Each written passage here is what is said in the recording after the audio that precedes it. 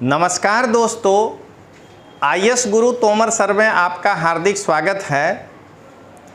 आज दोस्तों UPSC NCERT course online batch के बारे में आपको बताने जा रहे हैं, लेकिन उसके पहले मुझे एनसीईआरटी कोर्स हकीकत में बाकी क्लास वाले लोग कैसे चलाते हैं वो एक गाना से हम आपको बयां करना चाहते हैं।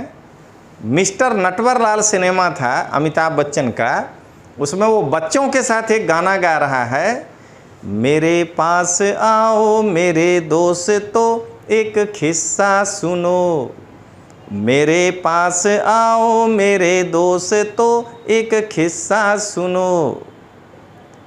अंधेरी रात घने जंगलों से चला जा रहा था मैं डरता हुआ, हनुमान चालीसा में पढ़ता हुआ। नहीं जा रहा था, नहीं आ रहा था। यही कन्फ्यूजन है एनसीईआरटी। जा रहा था कि आ रहा था ये तो पता किया जाए।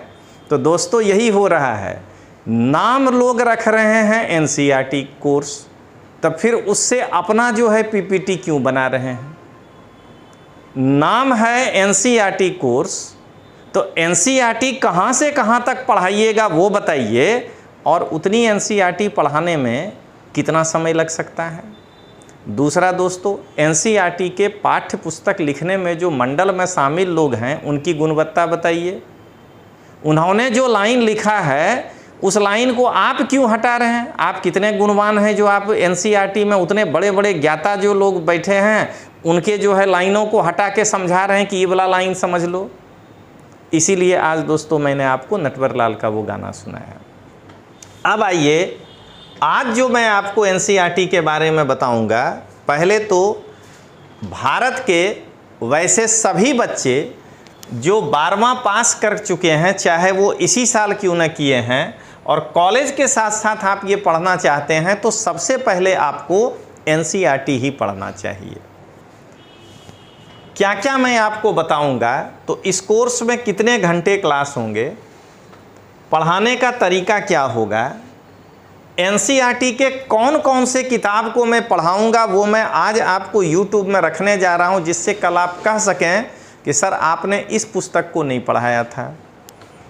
फीस कितनी होगी, इसमें टेस्ट कितने लिए जाएंगे, और कोर्स कितने टाइम का होगा।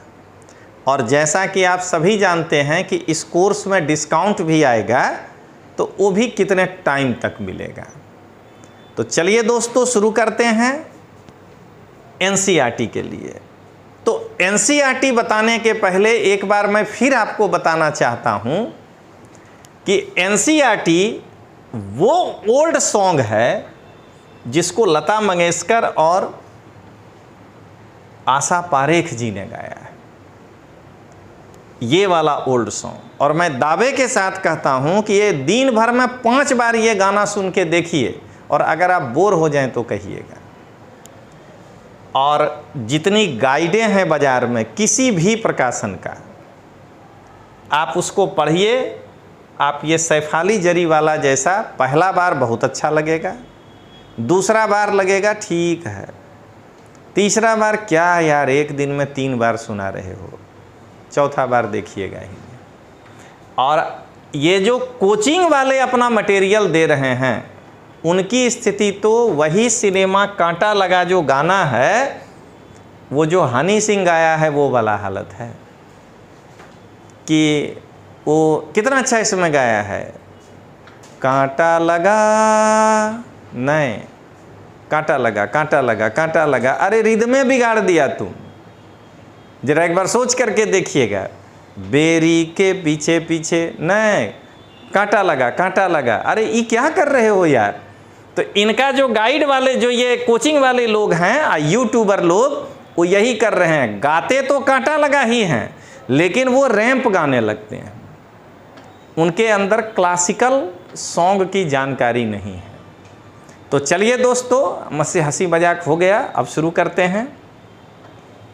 कक्षा टाइम के लिए 2 घंटे का प्रतिदिन होगा और 7 दिन 14 घंटे हफ्ते में चले, 56 घंटे एक महीने में हुआ, और 12 पंचे 60 यानी 700 घंटे, और रविवार को 4 घंटे हो जाएगा, तो उसको अगर गिनिए तो 8 घंटे एक महीने में बढ़ा, 96 घंटे और बढ़ा यानी 800 घंटे, और छुट्टियों के दिन में फिर 2 घंटे और हो जाएगा। तो इस तरह के मैनेजमेंट पर 1000 घंटे का क्लास होगा।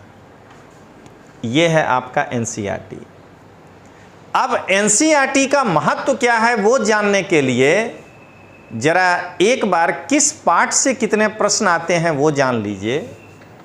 इतिहास से 22 में 15 और 23 में 13 प्रश्न आया था।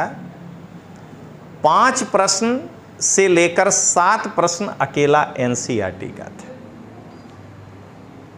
भारतीय राज्य व्यवस्था में 11 से 19 क्वेश्चन था, 5 से 6 क्वेश्चन एनसीईआरटी का था। 11 इकोनॉमिक्स के 15 में 4 क्वेश्चन एनसीईआरटी का था। तो आप देख रहे हैं कि 15 हो गया लगभग।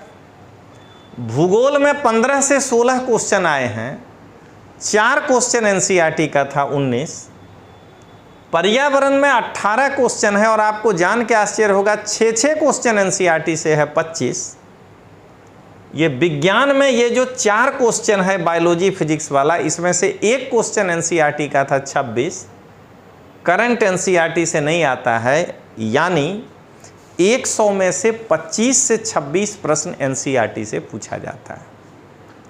और 2 नंबर का एक क्वेश्चन होता है, यानी 52 मार्क आपके हिस्से में पॉकेट में है अगर आप एनसीईआरटी साथ में किए हैं तो अब कितना नंबर और चाहिए भाई? 80 तो मेरिट जाता है, यानी 28 मार्क का और जुगाड़ करना है। तो एनसीईआरटी पढ़ करके आप वही काम कर सकते हैं जो काम कोई राजनीतिक दल दिल्ली में 80 में से 70 सीट जीत करके कर सकता है। सरकार तो बहुत सारे राज्यों में जीतने पर बनेगा, तो वैसे पास तो करिएगा पूरा पढ़ने के बाद, लेकिन अगर हम यूपी में 80 में से 70 सीट मार दें तो हमारे लिए 272 पहुंचना आसान हो जाएगा। तो वही एनसीईआरटी की ये 25 में से अगर हम प्लस माइनस करके 15 भी सही कर दिए या 16 भी सही कर दिए तो हमारे लिए अब खाली 24 प्रश्न मैनेज करना है, क्योंकि आजकल 80 या 82 पे तो पीटी हो जाता है। यानी आप हर हाल में 90 प्लस रहेंगे अगर एनसीईआरटी अच्छे से पढ़ेंगे तो। अब आइए दोस्तों, एनसीईआरटी के पुस्तकों की जानकारी दे रहे हैं, जो एक एक किताब इसी वाले में उस किताब का पीडीएफ होगा, इधर हिंदी और इधर इंग्लिश। इसीलिए अंग्रेजी मीडियम के लड़के के लिए भी ये कोर्स हेल्पफुल है। इधर हिंदी होगा, इधर इंग्लिश होगा, लाइन बाय लाइन पढ़ाएंगे आपके सामने और उसकी व्याख्या करेंगे। दरअसल जितने लोग एनसीईआरटी का कोर्स चला रहे हैं उनका एक ही मकसद है फैक्ट्स लिखा देना। अरे फैक्ट्स के लिए थोड़े एनसीईआरटी पढ़ा जाता है, कंसेप्ट के लिए पढ़ा जाता है। जैसे 7वां वाला एनसीईआरटी में जब आप बाबा साहब अम्बेडकर वाली वो कहानी पढ़ेंगे तो आपके दिमाग में आएगा कि अच्छा आर्टिकल 17 क्यों रखा गया। वो कंसेप्ट के लिए है एनसीईआरटी। तो दोस्तों अब मैं आपको बताता हूं, जो जो किताब बता रहा हूं वो सारी किताब लाइन बाय लाइन पढ़ाऊंगा। हमारे अतीत कक्षा 6 की पहले भाग 1 पृथ्वी हमारा आवास, आज सीक्वेंस में ही जाऊंगा दोस्तों।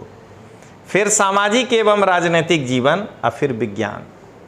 अब इसमें से पहले अगर विज्ञान शुरू करना हो तो विज्ञान कर देंगे जो भी। तो ये जब चारों खत्म होगा तभी मैं 7वें में प्रवेश करूंगा, फिर उसके जो मैं आज किताब बता रहा हूं खत्म करूंगा 8वें में।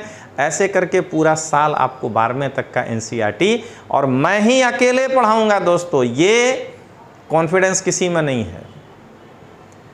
अब एक बार इसका फोटो भी देख लीजिए जिससे कि आपको लग जाए। ये है हमारे अतीत भाग 1 पृथ्वी हमारा आवास, सामाजिक एवं राजनीतिक जीवन भाग 1 और विज्ञान कक्षा 6। विज्ञान में भी आपको बायोलॉजी, फिजिक्स, केमिस्ट्री, इन्वायरमेंट 4 भाग में बांट के पढ़ाएंगे आपको। अब आइए, जब आपको कक्षा 7 का पाठ्य पुस्तक पढ़ाएंगे तो हमारे अतीत भाग 2 होगा, हमारा पर्यावरण होगा, सामाजिक एवं राजनीतिक जीवन 2 होगा और विज्ञान होगा। दोस्तों, आप इन चारों किताब का चित्र देख लीजिए, लाइन बाय लाइन पढ़ाऊंगा। दोस्तों, मैं अपना कोई पीपीटी नहीं बनाऊंगा, सीधा किताब का पेज पढ़ाऊंगा आपको। हमारे अतीत भाग 2, हमारा पर्यावरण, सामाजिक एवं राजनीतिक जीवन भाग 2 और विज्ञान, ये आपको कक्षा 7 के लिए मैं पढ़ाऊंगा। कक्षा 8 में जब आप आएंगे तो फिर हमारे अतीत 3, संसाधन एवं विकास, सामाजिक एवं राजनीतिक जीवन 3, विज्ञान। जरा चैप्टर देखिए, ये है ज्योग्राफी लेकिन ये ले जा रहा है इकोनॉमिक्स की ओर, दोनों के बीच का चीज़ ये है चैप्टर। देखिए दोस्तों, संसाधन एवं विकास, हमारे अतीत भाग 3, संसाधन एवं विकास, सामाजिक एवं राजनीतिक जीवन 3rd और विज्ञान। ये चारों खत्म करने के बाद फिर मैं 9th में जाऊंगा और मैं एक बार फिर आपको याद दिलाऊं कि इसमें पढ़ाने का तरीका यही होगा कि एक पैराग्राफ पूरा मैं पढ़ूंगा, फिर उसका क्रक्स बताऊंगा और फिर मैं आपको कहूंगा कि इसमें से नोट करिए, लिखिए। आइए दोस्तों, तब मैं प्रवेश करूंगा कक्षा 9 में। देखिएगा कि एनसीईआरटी पढ़ाने वाले लोग भारत और समकालीन विश्व पढ़ के क्या करोगे यार, ये तो वर्ल्ड हिस्ट्री है। आप कभी उनसे पूछिए कि सर, जीएस के पेपर 1 में जो वर्ल्ड हिस्ट्री पढ़ना है वो अगर आप ही कह रहे हो कि बिना एनसीईआरटी पढ़े बेस नहीं बनता है, आप ही के बात पे कह रहे हैं, आप उन टीचर से पूछिए कि जब आपने कहा कि एनसीईआरटी के बिना बेस नहीं बनता है तो वर्ल्ड हिस्ट्री वाला एनसीईआरटी बिना पढ़े मेरा बेस कैसे बनेगा। तो अगर मैं हिस्ट्री ऑप्शनल लेना चाहता हूं तब भी पढ़ना पड़ेगा और नहीं भी लेना चाहता हूं तब भी हमको ये किताब बेस बनाने के लिए पढ़ना चाहिए, क्योंकि जब वर्ल्ड हिस्ट्री से सवाल आएगा जीएस के पेपर 1 में तब हम क्या करेंगे। लोकतांत्रिक राजनीति, देखिए भाषा बदलने लगा है किताब का। अब तक क्या चल रहा था किताब, सामाजिक एवं राजनीतिक विज्ञान, अब डेमोक्रेसी की ओर ले जा रहा है आपको। किताब का मकसद देखिए दोस्तों, समकालीन भारत भाग 1 विज्ञान और 9th में आते ही आपको अर्थशास्त्र भी मैं पढ़ाऊंगा। ये है किताब, ये देखिए, भारत और समकालीन विश्व 1, गांधी जी भी हैं इसमें। लोकतांत्रिक राजनीति में जाएंगे कि डेमोक्रेटिक पॉलिटिक्स है क्या, समकालीन भारत 1, विज्ञान और अर्थशास्त्र के बारे में पढ़ाऊंगा। अब आइए दोस्तों, जब 9th खत्म होगा तब 10th, वही भारत और समकालीन विश्व 2, लोकतांत्रिक राजनीति 2, समकालीन भारत 2, विज्ञान और आर्थिक विकास की समझ, इकोनॉमिक डेवलपमेंट कहते किसको हैं वो अंडरस्टैंड करना है, न कि पालमपुर का कहानी पढ़ के आप सेलेक्टेड हैं कुछ भी बोल के निकल जाइए, ठीक बात नहीं है। तो अब सुनिएगा दोस्तों कि कक्षा 10 में भी वही वर्ल्ड हिस्ट्री है, कोई नहीं पढ़ाता है, लेकिन आप कभी पूछिए तो उनसे कि सर क्या जीएस के पेपर 1 से वर्ल्ड हिस्ट्री निकाल दिया है क्या, और कंसेप्ट के लिए बेस जरूरी है, तो क्या इस किताब में बेस नहीं बनेगा पढ़ने से। मैं यह भी पढ़ाऊंगा आपको दोस्तों। अब आइए किताब देख लीजिए, भारत और समकालीन विश्व, लोकतांत्रिक राजनीति, समकालीन भारत 2, विज्ञान और आर्थिक विकास की समझ। मुझे इसलिए आपको पढ़ाने में 1000 घंटे लगेंगे दोस्तों। मैं एक क्रांति लाना चाह रहा हूं हिंदी माध्यम के छात्रों में। हिंदी माध्यम का छात्र गाइड और कोचिंग का नोट्स पढ़ करके ही बर्बाद हुआ है बेचारा। उसके बर्बादी में ये मोटे मोटे क्लास वाले जो बड़े बड़े भयानक विज्ञापन देते हैं और ये यूट्यूब में जो एम में छाए हुए हैं, मैं खुल के कह रहा हूँ, समस्या वहाँ है दोस्तों। आप क्यों अपनी बात हम पे थोप रहे हैं? अगर आप अपनी बात हम पे थोप रहे हैं तो साफ खड़ा होके बोलिए कि एनसीईआरटी गलत किताब है, मत पढ़ो। और अगर एनसीईआरटी अच्छी किताब है तो फिर एनसीईआरटी को समझाइए ना हमको, आप उसमें अपना बात क्यों डाल रहे हैं? अगर वो हमको जरा समझिएगा, धर्मनिरपेक्षता क्या है एनसीईआरटी समझाना चाह रहा है, तो उसमें यह बताया है कि धर्मनिरपेक्षता का अर्थ है किसी भी धर्म के प्रति ना तो पक्षपात, ना ही लगाव और ना ही अलगाव, तटस्थता नहीं। पढ़िए, उसमें और लिखा है, अगर अलगाव और तटस्थता होता तो फिर ये राज्य 3 तलाक वाला बिल कैसे लाया और कोर्ट उसको कैसे हामी भरा? सती प्रथा पर बिल कैसे आया था? इसका मतलब है कि धर्मनिरपेक्षता का दूसरा मतलब यही भी है कि धर्म में प्रचलित रूढ़ी और कुरीतियों को दूर करने के लिए उसमें घुसकर प्रयास करना, तब जाकर के कहते हैं धर्मनिरपेक्षता। तो आपको यहाँ देखिए 11 में विश्व इतिहास के कुछ विषय पढ़ाएंगे, भौतिक भूगोल के मूल सिद्धांत। इतनी अच्छी किताब है दोस्तों, मैं पहली बार नहीं पढ़ा रहा हूँ दोस्तों, पिछले साल भी मैंने 1000 घंटे एनसीईआरटी पढ़ाया है। ये इस किताब को पढ़ाने में मुझे 40 घंटे लगे थे दोस्तों। भारत भौतिक पर्यावरण, भारतीय अर्थव्यवस्था का विकास, भारत का संविधान, सिद्धांत और व्यवहार, राजनीतिक सिद्धांत जरूरी है पढ़ना दोस्तों। वही धर्मनिरपेक्षता का बेहतर परिभाषा जो मैं बताया वो यहाँ दिया हुआ है। न्याय किसको कहते हैं, सामाजिक न्याय किसको कहते हैं, जो चल रहा है मार्केट में नोट्स में, आप एक बार इस किताब को पढ़िए, आपको पता लग जाएगा कि ये दिल्ली वाले लोग नोट्स कितना घटिया बनाते हैं। समाज शास्त्र का परिचय, समाज का बोध, और इस साल मैं चाहता हूँ साइकोलॉजी भी आपको पढ़ाऊँ जिससे कि आप एथिक्स के सवाल को सॉल्व कर पाइए, और भारतीय कला का परिचय भाग 1। अब आइए ये सारी किताबें, विश्व इतिहास के विषय, भौतिक भूगोल के सिद्धांत, भारत भौतिक पर्यावरण, भारतीय अर्थव्यवस्था का विकास, भारत का संविधान, सिद्धांत और व्यवहार, राजनीति सिद्धांत, समाज शास्त्र का परिचय, समाज का बोध, मनोविज्ञान और भारतीय कला का परिचय। अब आइए 11 के बाद 12, अब इंडियन हिस्ट्री, भारतीय इतिहास के कुछ विषय भाग 1, भारतीय इतिहास के कुछ विषय भाग 2, भारतीय इतिहास के कुछ विषय भाग 3, मानव भूगोल के मूल सिद्धांत, भारत लोग और अर्थव्यवस्था, व्यष्टि अर्थशास्त्र एक परिचय, समष्टि अर्थशास्त्र एक परिचय, समकालीन विश्व की राजनीति, स्वतंत्र भारत में राजनीति। ये पॉलिटी के व्यवहारिक मेंस के प्रश्नों का उत्तर देने के लिए किताब बहुत तगड़ा है। भारत में सामाजिक परिवर्तन और विकास, सोशल चेंज, देखिए अपना सिलेबस, और भारतीय समाज और मनोविज्ञान, ये मैं इस बार ऐड कर रहा हूँ, पिछली बैच में हमने मनोविज्ञान नहीं पढ़ाया था दोस्तों। ये जो है इतनी किताबें मैं आपको, ये देखिए फोटो भी आप देख लीजिए कि मैं वही सारी किताबें आपको पढ़ाऊँगा। ये देखिए इन सभी को मैं पढ़ाऊँगा दोस्तों। मैं पिछली साल केवल मनोविज्ञान नहीं पढ़ाया, बाकी टोटल अकेले पढ़ाया हूँ। 1000 घंटे का मेरा ऑलरेडी एक सेशन कंप्लीट हो चुका है, अब मैं दूसरा सेशन लेने जा रहा हूँ।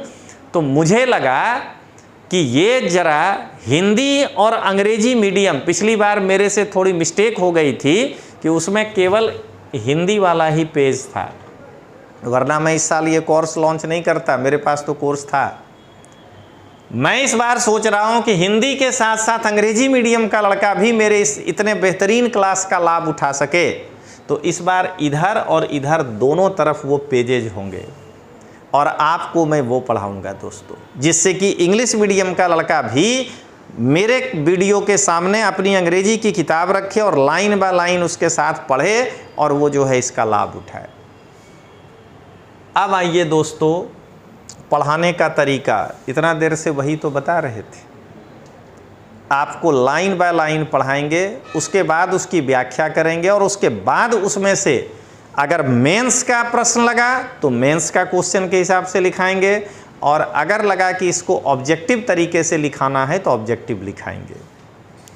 इसका फीस 7499 रखा गया है। इतनी गुणवत्ता के बाद, लेकिन अगर कोई लड़का 10 तारीख तक खरीदता है और ये कोर्स आपको IS गुरु तोमर सर नामक ऐप में दिखाई देगा। आज रात 12 बजे ये लोड होगा, तो रात के 12 बजे से अगर आप 10 तारीख को यानी 9 तारीख को 12 बजे तक परचेज कर लेते हैं तो इतना बेहतरीन कोर्स आपको मात्र और मात्र 3,999 में मिलेगा।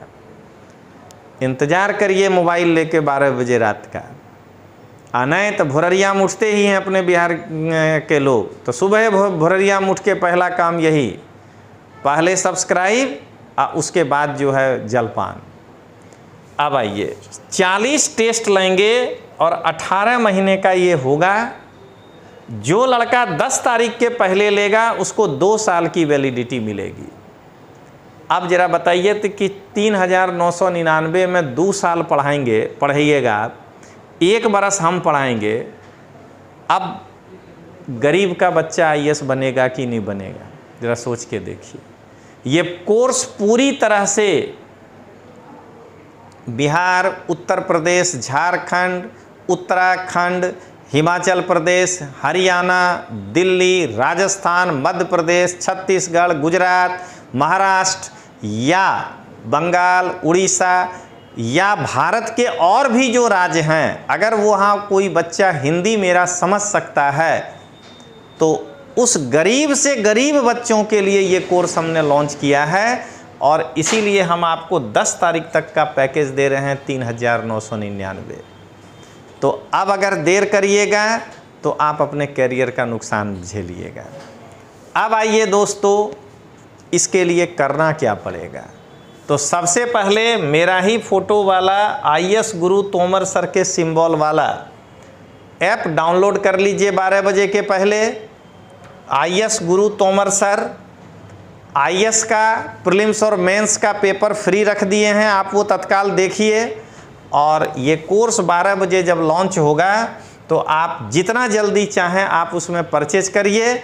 और इससे आपको जो है 3,999 में पूरा का पूरा NCERT जितनी किताब दिखाए हैं, किताब वाइज जाएंगे, चैप्टर वाइज जाएंगे, जिससे कि आपको पता चले कि अच्छा ये चैप्टर छूट तो नहीं गया। आप फ़ोन करिएगा, मैं दोबारा शूट कर दूंगा अगर वो छूटा हुआ होगा तो चलिए दोस्तों, मिलते हैं। तब तक के लिए जय हिंद, जय भारत। और किसी दोस्तों से किस्सा मत सुनिएगा, और नहीं तो कहेगा घने जंगलों से जा रहा था और नहीं आ रहा था। सीधा NCERT तोमर सर से पढ़िए।